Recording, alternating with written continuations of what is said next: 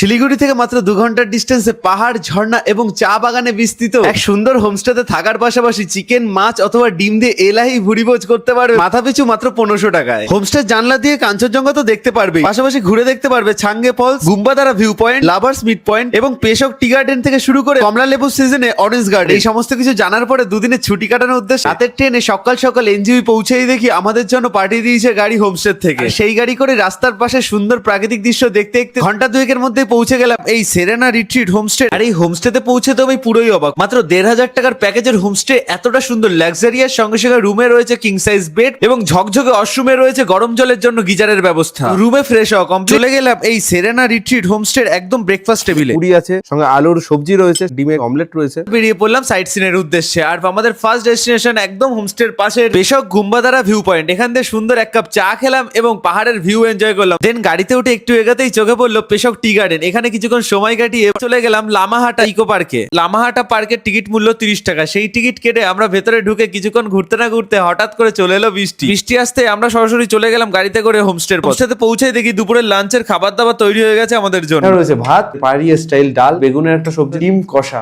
Salad রয়েছে আর French ফ্রাইজ রয়েছে। খাবার শেষ করে হোমস্টের আশেপাশটা ঘোরাঘুরি করতে করতে সন্ধ্যা নেমে এলো। হোমস্টের লাইট জ্বালানোর পর কতটা সুন্দর লাগছে দেখো টোটাল হোমস্টের পরিবেশটা। সন্ধ্যাবেলা কিন্তু চলে এসে একদম মিল্ক টি আর ভেজ পকোড়া, বারবিকিউর অপশন থাকে আর পাশাপাশি চিলি চিকেন। আমি বলবো আমার বেশ ভালো এক্সপিরিয়েন্স। এরপর রাতের খাবার আছে, সেটাও তোমাকে দেখাবো। ভাত রয়েছে, স্পেশাল চাটনি, স্যালাড রয়েছে, পাপড় রয়েছে, চিকেন কষায় অসাধারণ খেলাম। তোমরা আসো, লেট কেন করছো? আমার তো ফাটাফাটি এক্সপিরিয়েন্স। এরপর চাটনি রয়েছে, এটাও খাবো। তোমাদের কেমন লাগলো ভিডিও অবশ্যই কমেন্টে জানাতে ভুলো না। ভালো লাগলে ডেফিনেটলি লাইক করে দিও, শেয়ার করে দিও। ট্যাগ করো সেই সব ফ্রেন্ডদেরকে যারা এরকম অফবিট প্লেসে এসে 1 রাত বা 2 রাত বা 3 রাত থাকে।